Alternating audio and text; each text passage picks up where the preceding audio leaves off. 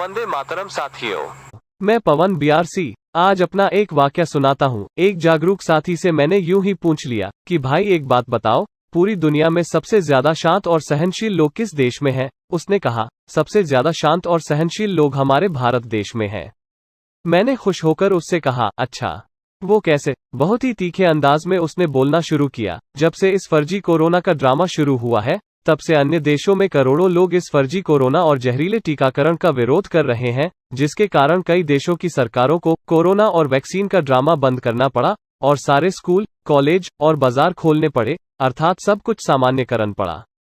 ये तो हो गई अन्य देशों की बात। अब मेरा भारत महान देश की बात करते हैं कि कितने शांत और सहनशील हैं हमारे भारतवासी। पिछले 2 साल में कोरोना के स्वागत में ताली, थाली और घंटा बजाया गया, लॉकडाउन लगाकर मोमबत्ती और दीपक जलाया गया। ऐसा लग रहा था मानो महामारी नहीं, नवदुर्गा महारानी आई हैं। रोजगार ठप करके लोगों को कैदियों की तरह घरों में घुसाया गया, जानवरों की तरह सबके मुंह पर मुसीका लगाया गया।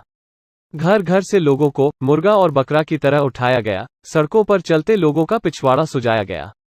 फर्जी महामारी की आड़ में डंडे घुसाए गए उनकी गांड में। लेकिन कोई चूं तक बोल जाए, मजाल है, इसीलिए तो भारत देश महान है। दारू के ठेके खोले गए, पर सब्जी के ठेले तोड़े गए। सलामी के साथ नेताओं की गाड़ियां छोड़ी गईं, मगर साइकिलों के साथ जनता की हड्डियां तोड़ी गईं। 2 रुपए का मास्क तो नहीं दिया गया, लेकिन हजारों का चालान जरूर लिया गया। फर्जी टेस्ट के आधार पर किसी को भी मरीज बताया गया, अस्पताल में ले जाकर सीधा शमशान में पहुंचाया गया। बिना मास्क के लाखों की रैलियां कराई गईं, मगर परिवार के 4 सदस्यों पर लाठियां बरसाई गईं।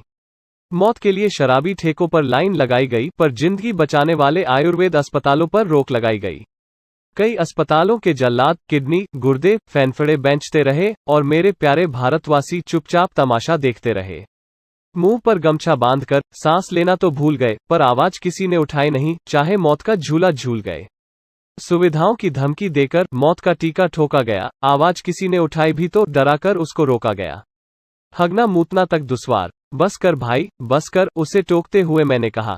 इतना अत्याचार होने पर भी जो कुछ भी ना बोले, उसे सहनशील नहीं, गुलाम और बुद्धिहीन कहते हैं।